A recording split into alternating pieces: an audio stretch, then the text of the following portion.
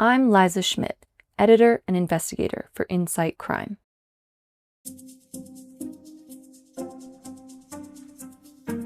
In Colombia's lush Pacific region, the Quito River has become a battleground where monstrous dredges tear into the riverbed, spewing mercury and arsenic into the waters. Gold prices are soaring, but the true cost is borne by the environment and local communities. As the river's riches attract miners, criminal groups, including the National Liberation Army and the Gaitanist Self-Defense Forces of Colombia, or Gaitanistas, fight for control of the illegal gold trade.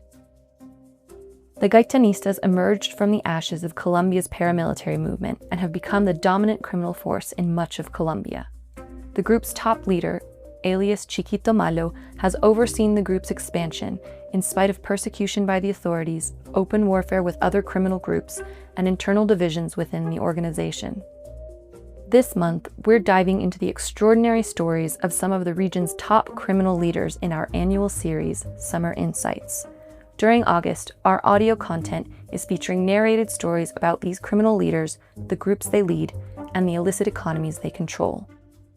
This is The Dragons of Chocó, Illegal Gold Mining in Colombia's Rivers, written by Charlotte Newell and Juan Diego Cardenas, and read by me, Liza Schmidt.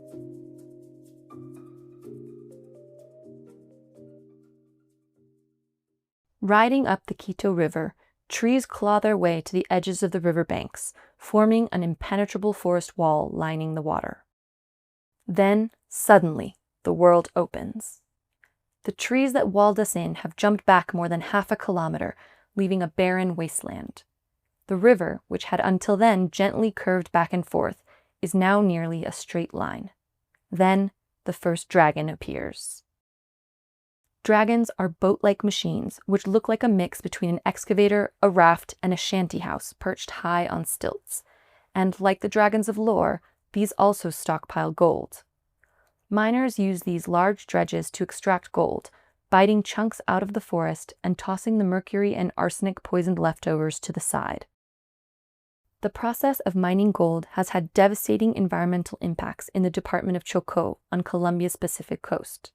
Record-high international gold prices over the last 5 years have spurred a rush in Chocó's southern mining regions. Behind the large-scale illegal gold mining are criminal groups who fight each other for control of the region. The paramilitary successor group known as the Gaitanist Self-Defense Forces of Colombia, or Gaitanistas, and the National Liberation Army guerrillas. Unlike other illegal economies, illegal gold mining happens in plain sight. It takes less than an hour by boat from the city of Quito, the capital of Chocó, to reach these gold mining monsters.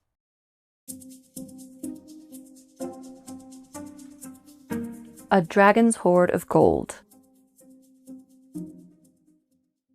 It's 7 a.m. and pouring.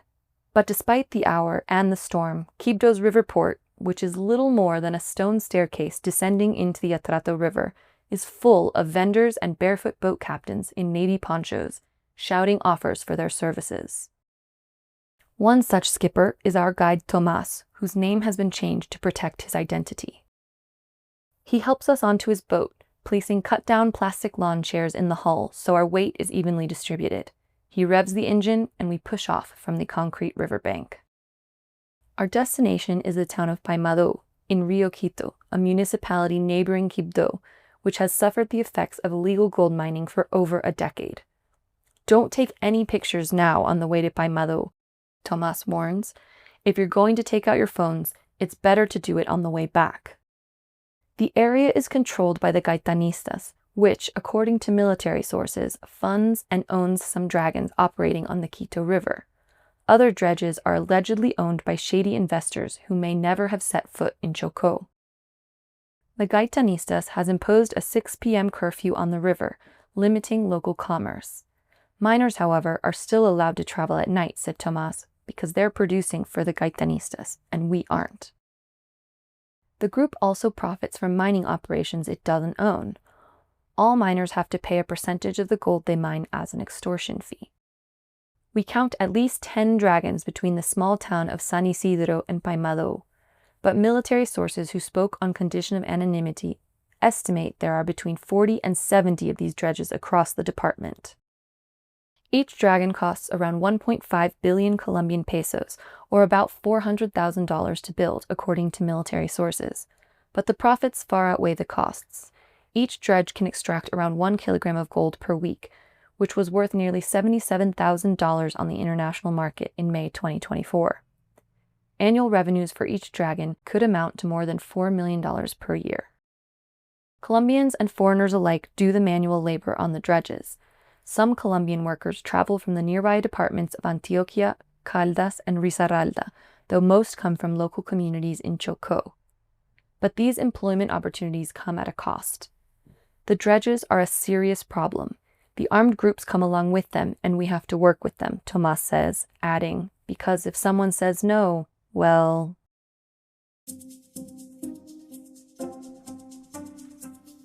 A ravaged ecosystem. The shores around the dragons are pocked with unnatural coves and piles of grey sediment. Every so often, we feel a jarring clunk as the hull of the boat runs into a felled log or branch hidden beneath the river's surface. Tomás, in well-practiced response, cuts the engine's power and lifts the propeller out of the water in a matter of milliseconds to keep the wood from causing damage. The dragons suck up sediment from the riverbed using a hose, pumping it over a carpet-lined sluice, which traps gold-containing sediment using mercury. A chemical reaction causes the mercury and gold to form a mixture called an amalgam. Workers on the dragon take the amalgam and heat it so that the mercury evaporates, leaving the gold behind. The process emits toxic gases into the air. The remaining substances are tossed into the river, contaminating it and the fish that feed local communities. Exposure to mercury, even in small amounts, can cause serious health issues and even death. In Chocó, mercury levels are not regularly monitored. The only investigation from the last 6 years shows dangerously high levels in rural populations. The 2018 National Water Study estimated that there were 183 metric tons of mercury dumped into Colombia's waterways. Between 2017 and 2022, 37.9 tons of gold were officially recorded in Chocó, according to a report by the United Nations Office on Drugs and Crime. Though with illegally mined gold, the total is likely much higher. For each gram of gold produced, between 7 to 30 grams of mercury may be used. That means nearly 265 tons of mercury were used only for the gold reported in the last 5 years. The mercury issue has overshadowed other serious problems caused by illegal mining, like soil destruction, according to a representative from the Beteguma Foundation, an environmental nonprofit. They've basically rerouted this river, the source said, speaking anonymously due to security concerns. The dragons have made the Quito River their home for over a decade. As gold deposits dry up in the south, they have moved further downstream, dredging more and more of the river. This causes increased flooding and erosion upstream as water moves more rapidly through the dredged areas. As the river erodes its banks, the loose sediment can clog streams, kill fish, and destabilize ports and bridges. Towns along the river are suffering from these effects. Paimado, for example, built a retention wall to prevent erosion, but with no rock bed to build into, the water has continued to erode the town's banks, coming dangerously close to homes and businesses. Tomás navigates the backwaters expertly, and as we travel further south, the river banks and dragon-made islands that dot the landscape eventually show some signs of life, with small bushes and saplings.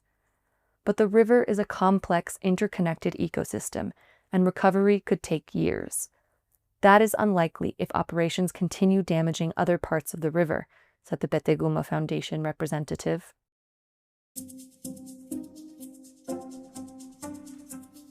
Artisanal mining, a cultural responsibility. In between groups of dragons, we turn a river bend and see a group of young men in chest-deep water shoveling sediment into small wooden canoes. Shortly after, a man and a woman have set up a small sluice on a grey beach. These are barqueros, known legally as subsistence miners, but who prefer to call themselves artisanal miners. Chocó has a large Afro-Colombian population, over 78% of the department's population as of 2018. most of whom are descended from enslaved people forced to mine for gold. After slavery was abolished, artisanal mining became a cultural cornerstone of the Black communities that stayed in the department. Barraqueros have to register each year with the nearest mayor's office and must have a working email and phone number. However, most miners live and work in rural areas that may be up to a day's travel away from the mayor's office, and they fail to register because they cannot afford to lose a day or two of work. As a result, many artisanal miners and local mining collectives operate without formal documentation, which can be near impossible to obtain. During military operations against illegal mining, authorities often target both artisanal miners working without permits as well as mining operations run by organized crime. The distinction between the two is further complicated by the fact that many barraqueros are forced to pay a tax to local criminal groups. Mining cooperatives in communal land also struggle to formalize. A Quito mining association told InSights Crime that they started applying for a mining title in 2009 but have yet to be approved, as the requirements and costs change every few months.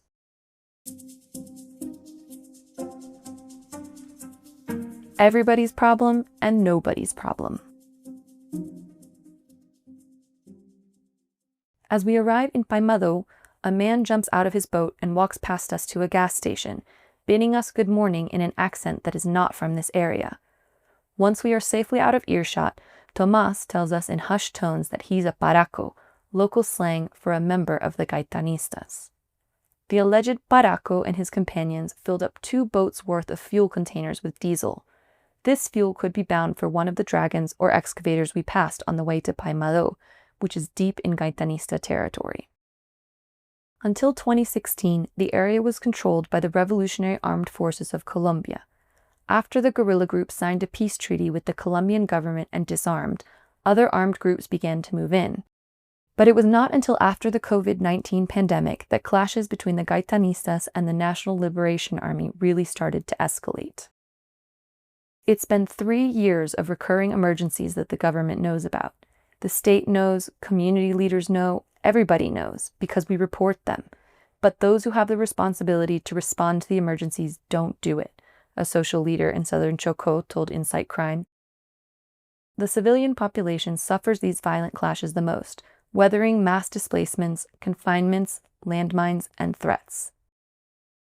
Neither officials nor other agencies have had much success at dismantling mining operations.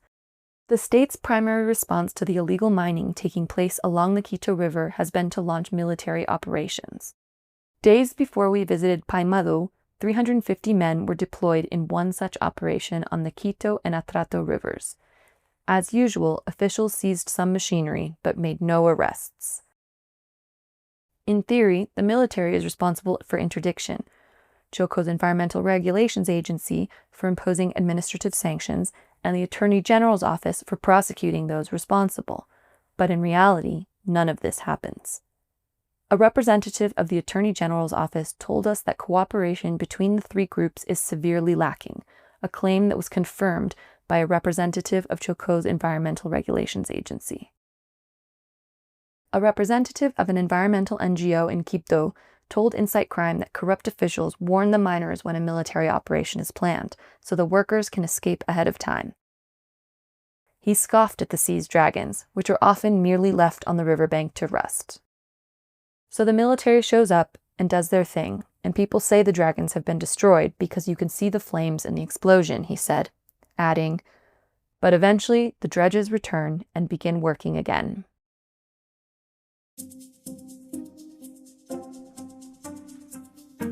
This was The Dragons of Chocó, Illegal Gold Mining in Colombia's Rivers, published on May 23, 2024, written by Charlotte Newell and Juan Diego Cárdenas, and read by me, Liza Schmidt. For more audio stories, podcasts, and long-form narrative journalism, be sure to follow us on Spotify, Apple, Amazon Music, and YouTube. And for more deep dives on criminal kingpins in Latin America and the Caribbean, don't miss our special Summer Insights series this month. Subscribe to our newsletter to receive the latest updates, and for more, visit insightcrime.org.